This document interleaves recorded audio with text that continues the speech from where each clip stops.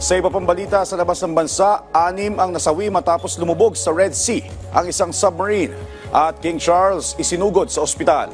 Si Joy Salamatin sa sentro ng balita.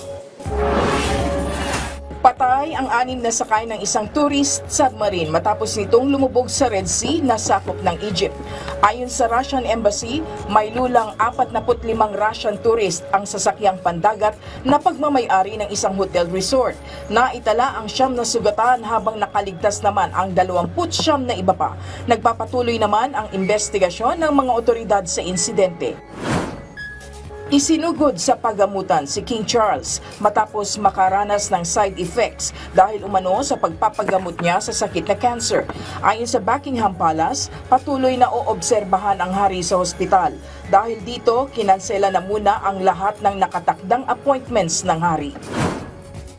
Idinaos ng bansang Myanmar ang taunang parada ng kanilang mga military sa Naypyidaw bilang pagdiriwang ng ika-80 Armed Forces Day. Ito ay matapos ang 1 taong civil war sa kanilang bansa. Itinuturing na mas simple ang ginawa nilang pagpaparada ngayong taon kumpara sa mga lumipas na taon.